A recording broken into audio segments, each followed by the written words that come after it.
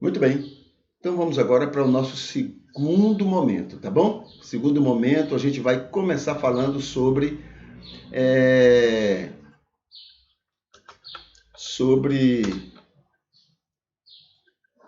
a gente vai começar falando sobre bem-aventurança. Deixa eu só, como estamos ainda em fase de ajuste nos pequenos detalhes, então deixa eu arrumar aqui para poder, né, amanhã cada vez estarmos mais aperfeiçoados no que estamos fazendo. Então tem aqui, ok, o que mais aqui? Aí depois disso aqui tem, depois eu ajusto isso aqui. Muito bem, então vamos para as bem-aventuranças. Vamos lá. Bem-aventuranças, né? Nós já conversamos sobre os versículos anteriores, e agora estamos aqui no versículo 11, tá? Versículo 11. Bem-aventurados serão vocês quando por minha causa os insultarem, né? Por minha causa. Veja só, eu gosto muito de diferenciar, né, o versículo 10 do versículo 11. No versículo 10 diz assim: bem-aventurados os perseguidos por causa da justiça. Né? Então vamos ver aqui. Bem-aventurados são vocês quando são perseguidos porque vocês querem, anseiam me imitar. Tá bom? Imitar a mim.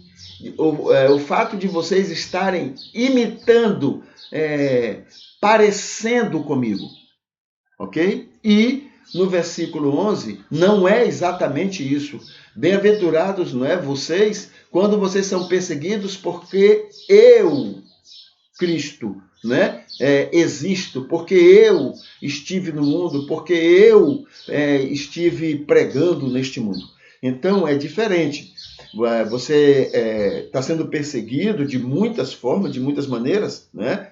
E existem muitas maneiras graves e maneiras mais simples de você ser perseguido porque você imita Jesus, porque você tem um comportamento. E aí, às vezes você nem conhece Jesus, você nem sabe quem é Jesus. Deu para entender? Então tem muita gente que nem sabe quem é Jesus, mas tem uma vida tão, né, tão próxima. Por exemplo, vamos citar aqui um exemplo. Vamos citar Gandhi. Gandhi, né? Então o fato dele buscar imitar o comportamento que Jesus tinha, né? De ser aquela pessoa pacífica, mas tão forte, tão lutadora a respeito de ideais para a comunidade, porque ele poderia se adequar, né? As coisas poderiam cair do jeitinho dele e pensar só nele. Não, ele estava preocupado com o todo, com a comunidade, com as pessoas. Então, ele teve o tipo de perseguição, mesmo não sendo cristão. Bem-aventurados são vocês porque são perseguidos pelo motivo de vocês terem esse comportamento. Agora, versículo 11, bem-aventurados são vocês quando são perseguidos porque eu sou, não é, o Senhor de vocês, porque eu existo, porque eu ensinei, porque eu dou algumas orientações a vocês. Então tem essa diferença, não é, que a gente tem que considerar. Então ele coloca aqui: bem-aventurados serão vocês quando por minha causa os insultarem, vocês forem insultados, né? Claro que já houve momentos na história da humanidade onde isso foi muito mais grave, houve insultos muito fortes, né? Mas até o momento que o próprio cristianismo tomou conta, não é, se tornou maioria. Então, nos países onde o cristianismo é maioria, não existe isso de uma maneira forte, mas existe de uma maneira fraca, mas existe. Né? Os maiores perseguidores do cristianismo são os cristãos. Os maiores perseguidores dos cristãos são os cristãos. Entendeu? O joio, né? E esse tipo de gente existe em qualquer religião. O joio, ele é doente. Ele persegue a ele mesmo, é um tipo fariseu, e persegue os outros. Entendeu? Nem ele vive, a vida cristã e nem ele deixa os outros viverem, porque ele é aquele tormento permanente na vida das pessoas, tá bom? Então, é isso aqui, tá? A gente vai ficar aqui, mas a gente vai aperfeiçoar, melhorar isso. Amanhã, provavelmente, a gente vai falar um pouquinho mais a respeito disso. Sobre o verdadeiro culto a Deus, né? Vamos aqui analisar aqui um aspecto. Hoje a gente chama atenção para o seguinte, né? Deixa eu ver aqui como é que eu vou colocar. O verdadeiro culto a Deus. Pronto, o verdadeiro culto a Deus. Hoje a gente chama atenção para o seguinte, né? O SUS e o SUAS, né? São programas do governo, né? Não é de um governo, é do Estado. A Constituição promove esse tipo de situação para que as pessoas, todos sejam beneficiados igualmente, mas as pessoas mais carentes elas possam ser melhor atendidas, melhor respeitadas. Entende? Por que melhor elas? Porque são mais vulneráveis, mais carentes, mais precisam mais. O rico sabe se defender muito bem, ele sabe comprar, né? De uma maneira ou outra ele compra as pessoas. Mesmo sem dinheiro, sem colocar dinheiro, ele compra, né? Fora o fato de que a gente parece que quando vê rico, a gente fica babando, que beleza, que maravilha, sabendo que são eles os nossos vampiros, né? Os nossos sugadores. Eles estão... Agora, ontem eu vi uma reportagem que na pandemia os bilionários ficaram mais bilionários no mundo, vampiros. Então, a gente fica babando, dengando, achando aquilo, né? Como se eles fossem semideuses, né? São vampiros. Eles enriquecem tirando de alguém. Eu até coloquei no comentário assim, o dinheiro que eles acrescentaram à riqueza deles não foi tirado de Marte, não foi tirado da Lua, não. Foi tirado do meu bolso, foi tirado do seu bolso, foi tirado do bolso do pobre. É por isso que eles estão mais ricos, né? Não existe nada diferente disso, não. Para eles ficarem mais ricos, eles têm que acumular mais. De onde? Da gente. Eles sabem como tirar, né? Essas doenças, das doenças e de tudo mais, eles sabem como tirar muito bem. Eles têm gente que pensa 24 horas, como é que eu faço para tirar o dinheiro de Jonatas? Como é que eu faço para tirar o dinheiro de fulano de tal? É gente que ganha bem só para passar o tempo todo pensando como é que eles fazem para sugar o sangue da gente. Entendeu? É assim. Então, mas o SUS e o SUAS, não é justamente um meio do Estado, da Constituição favorecer o pobre. Claro que a bandidagem dos nossos deputados cada dia tira, né? Em vez de melhorar o SUS e melhorar a Constituição, não. Quando Temer estava presidente, né? Depois de tudo que ele fez, o jogo pagou, né, aos deputados para fazer o seguinte, gente, nós não vamos cumprir a Constituição por 20 anos. 20 anos, a gente não vai cumprir essa Constituição, não é? Estamos livres, não temos que cumprir o que ela está falando. Pronto, bastou isso. Entendeu? Aí o pré-sal foi embora, né? O dinheiro do pré-sal já não iria mais voltar para a educação e a saúde nossa. E a gente calado, aceitando tudo, né? Não é que a gente vai brigar, não. Eu estou lembrado aqui. No mínimo, a gente poderia estar orando. Senhor, abre o coração desses malditos, desses homens que não enxergam aquilo que seja o melhor para a tua glória, que é cuidar do pobre. Do pobre. Entendeu?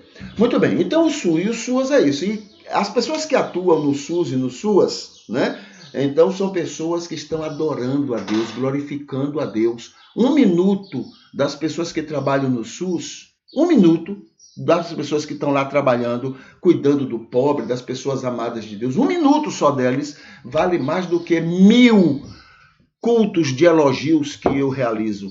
Ó Deus, tu és maravilhoso. Ó Deus, como eu te amo. Ó Deus, muito obrigado. Ó Deus, isso e aquilo. Ó Deus, né? 1 minuto deles vale mais do que 1000 cultos elogios que eu possa realizar. 1000. 1 minuto deles. 1 minuto cuidando do pobre. 1 minuto cuidando daqueles carentes ali nos corredores dos hospitais. 1 minuto vale mais do que 1000 cultos de bajulação que eu possa fazer para Deus. Entendeu? Então, esse é o que eu estou... Hoje a gente chama a atenção aqui para o verdadeiro culto a Deus.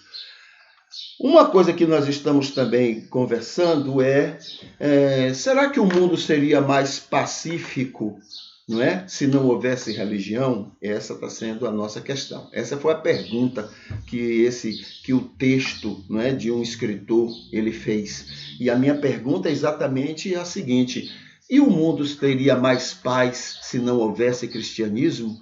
O mundo seria um lugar melhor se o cristianismo não existisse? Tan, tan, tan, tan. Porque o que a história conta que a gente tem feito como cristianismo é um absurdo. Entendeu? Nós, o cristianismo, já promovemos mais guerras do que qualquer outro assunto. Nós já promovemos mais mortes do que qualquer outro tema na história da humanidade. Será que o mundo seria melhor sem a gente? Pelo menos sem o cristianismo? Né? É uma pergunta interessante para se fazer. A gente já lembrou alguns aspectos, né? E aqui tem o seguinte: falamos sobre na última vez que falamos, né? Foi ontem, sobre os corsários ingleses assaltando navios para a coroa. A coroa, que coroa é essa? Inglesa, britânica, protestante. A coroa, ela pagava bandidos para irem aos mares roubar riquezas de outros países. Corsários. Não eram piratas, né, que trabalhavam independentes, não. Corsários eram esses piratas oficiais da coroa inglesa. Por isso que a Inglaterra é tão rica. Não é por causa do cristianismo, não. Não é por causa da perspicácia deles, não. É que eles roubaram muito tempo. Roubaram, assaltaram riquezas muitas de muitos países. Está explicado? Então, aquela conversa, né, do sociólogo, né, que olhe como vamos observar a economia dos países protestantes, não é como eles enriquecem. Não, é porque assaltaram. Ou assaltaram a África, ou assaltaram, não é, os corsários assaltando nos mares. Em nome de Jesus, hein? Em nome de Jesus, porque eram protestantes, né? Briguentos contra a Igreja Católica. Entendeu? Outra coisa que tem aqui, para colonizar o máximo, riquezas e nações subjugadas. Então, o mundo seria mais feliz se não tivesse cristianismo? Essa é minha pergunta. Se a Inglaterra não tivesse aquele cristianismo em nome de Jesus, será que ela faria o que ela fez? Entendeu? Talvez fizesse. Mas, como diz C.S. Lewis, que eu tenho lembrado muito aqui, porque aquilo que ele falou é muito sério, ele disse o seguinte: dos homens maus que existem sobre a terra, aqueles que são religiosos são os piores, porque usam o nome de Deus para fazer a maldade que está no coração deles. Entendeu? Outra maldade, né, do cristianismo, provavelmente lutar contra a Revolução Francesa. Muito provavelmente, né, os cristãos, na época da Revolução Francesa, não estavam do lado da Revolução, não. Estava do lado do opressor. Muito provavelmente. Se a gente conhece o comportamento dos cristãos na história, a gente não pode nem de leve acreditar que eles estavam a favor de direitos humanos, que eles estavam a favor da Revolução Francesa, das liberdades. Se a gente conhece a história da humanidade né, e vê o comportamento dos cristãos, a gente fica com certeza que o cristianismo não estava a favor da Revolução Francesa. Pelo contrário, muito provavelmente, em nome de Jesus, eles estavam pegando armas para brigar contra os revolucionários. Duvida? O que mais? Deixa eu ver aqui. Vamos que fica por aqui, né? Mas amanhã a gente conversa mais sobre esses aspectos né? Se o mundo teria mais paz se não tivesse cristianismo na cola, né? Na cola deles, tá? Aqui nós temos falando sobre liderança espiritual. A gente já conversou sobre liderança espiritual no aspecto dos diáconos, né? Agora, aqui em 1 Timóteo, capítulo 3, versículo 1 em diante, Paulo vai falar sobre os líderes espirituais responsáveis pela espiritualidade, né, do rebanho, tá? Então, eu coloquei aqui alguns aspectos. 1 Timóteo 3,1 diz assim: esta afirmação é digna de confiança. Se alguém deseja ser bispo, deseja uma nobre função, tá? Aí ele coloca assim, os comentários que nós colocamos, lembra isso, afirmação digna que merece toda confiança, tá? É o que Paulo está falando. Olha, o que eu vou falar aqui para vocês merece toda confiança, porque ela é digna. Então veja, primeiro, quem deseja ser líder espiritual, deseja uma nobre função. Segundo, ser líder espiritual responsável pela espiritualidade, mais ainda,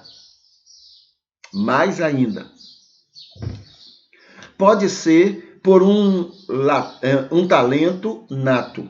Então a pessoa já tem um talento especial para ser uma liderança espiritual, né, na sua comunidade. Pode ser, tá bom? E Deus usa essa capacidade dessa pessoa, esse dom que essa pessoa tem. É um dom indireto de Deus para a vida dela, porque ela desenvolveu com a sua vivência, então é indireto da parte de Deus. Pode ser um talento dado por Deus, aí sim é um dom espiritual direto, né? Dado por Deus, se a pessoa não tem, e Deus precisa usar aquela pessoa, dado por ele por pouco ou muito tempo. Tá? Pode ser dado por algum tempo e pode ser dado para a vida toda. É Deus que vai determinar até onde, até quando vai precisar daquela pessoa naquela função. É digno por buscar ser bênção às pessoas amadas por Deus. Por que é digno? Porque é uma maneira da pessoa, é um anseio da pessoa em servir a Deus e ser bênção na vida de outras pessoas que Deus ama. Então é como se eles fossem, olha aqui, mãos, pés, boca a serviço de Deus. São as próprias mãos de Deus, os próprios pés e a própria boca de Deus para ser bênção na vida de outras pessoas. Tá bom? Então, esse é o aspecto do primeiro versículo de 1 Timóteo, capítulo 3, versículo 1, que a gente lembra sobre, né, lideranças espirituais. Tá bom? A gente encerra aqui o segundo momento e a gente vai então para o terceiro momento. Deixa eu botar aqui a musiquinha e a gente encerra. Se você puder, fique com a gente para o segundo momento, tá? Deixa eu botar aqui a música.